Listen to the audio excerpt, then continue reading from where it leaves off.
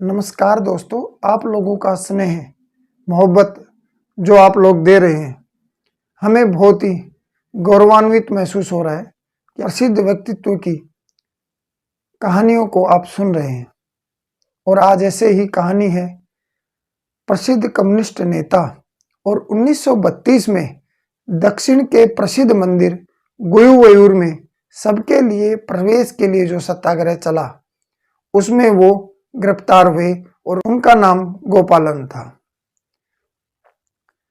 भारत के स्वतंत्रता सेनानियों में से एक, केरल के प्रसिद्ध कम्युनिस्ट नेता। इन्होंने 7 वर्षों तक बच्चों को पढ़ाने का कार्य किया। निर्धन छात्रों के लिए अलग से कक्षाएं लगाते थे। जब महात्मा गांधी ने सत्याग्रह आंदोलन शुरू किया, तब ए.के. गोपालन ने अध्यापक का पद त्याग दिया। कहते हैं 1934 में कांग्रेस समाजवादी पार्टी बनने पर वे उसके सदस्य बन गए। बाद में उन्होंने कम्युनिस्ट पार्टी की सदस्यता ग्रहण कर ली। 1964 में जब कम्युनिस्ट पार्टी का विभाजन हुआ, तब गोपालन ने कम्युनिस्ट पार्टी मार्क्सवादी में रहना पसंद किया। उन्होंने अपनी आत्मकथा सहित बहुत सारी पुस्तकें भी लिखी है। ए.के. गोपालन केरल के प्रसिद्ध महान नेता, स्वतंत्रता सेनानी। उनका जन्म 1 अक्टूबर 1902 को केरल में कन्नूर में हुआ था। आरंभ एक स्कूली शिक्षक के रूप में किया। वे समाज सुधारक तथा निम्न वर्गों की स्थिति में सुधार करना चाहते थे। 1932 ईस्वी में गुरुवायूर सत्याग्रह में उनकी महत्वपूर्ण भूमिका रही और मंदिर प्रवेश के मुद्दे पर उनकी पिटाई भी हुई। कहते हैं इसके पश्चात गोपालन ने पूरे केरल में जन जागरण यात्राएं की। बाद में उनका झुकाव कम्युनिज्म की तरफ होने लगा। वे केरल के सबसे लोकप्रिय कम्युनिस्ट नेता बने।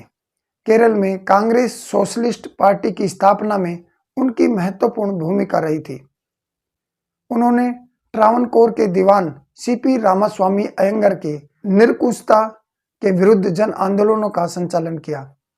स्वतंत्रता के बाद भी वे केरल की राजनीति में, कहते हैं, पिछड़े वर्ग के छात्रों के लिए वे अलग से कक्षाएं लगाते थे, खादी का प्रचार करते थे। 1930 में जब गांधी जी ने नमक सत्याग्रह आरंभ किया, तब गोपाल कृष्णन ने अध्यापक का पद त्याग दिया। सत्याग्रह में भाग लेने के कारण उन्हें गिरफ्तार कर लिया। इसी समय उनके निजी जीवन में एक घटना घटी। पिता ने पहले ही उनका विवाह कर दिया था, जिससे वे स्थिर रहकर कोई कार्य कर सके। परंतु ए.के. गोपालन की राजनीति और समाज सुधार की गतिविधियां देखकर पत्नी के चाचा 1932 में अपनी भतीजी को लेकर के चले गए। ए.के. गोपालन ने 1952 में दूसरा विवाह कर लिया। उनकी पत्नी सुशीला गोपालन भी 1967 से 1971 तक लोकसभा की सदस्य रही। ए.के. गोपालन ने 1932 और 1933 के असहयोग आंदोलन में भाग लिया। 1934 में कांग्रेस समाजवादी पार्टी बनने पर वे उसके सदस्य बन गए। बाद में इस पार्टी के केरल के सब सदस्यों ने कम्युनिस्ट पार्टी की सदस्यता ग्रहण कर ली। गोपालन ने किसानों मजदूरों को संगठित करते हुए अपनी शक्ति लगाई। इसमें इन्होंने केरल के कुन्नूर से मद्रास तक 750 मील लंबे मोर्चे का नेतृत्व किया था। गोपालन भूमिगत हो गए थे। मार्च 1941 में गिरफ्तार कर लिए और जब उन्हें जेल में बंद कर दिया गया, तो सितंबर में वे जेल तोड़कर बाहर निकल आए। फिर 5 वर्ष तक भूमिगत रहकर काम करते रहे। स्वतंत्रता के पश्चात भी उन्हें 1947 में नजरबंदी कानून में गिरफ्तार कर लिया गया, किंतु हाईकोर्ट के निर्णय पर वे रिहा हो गए।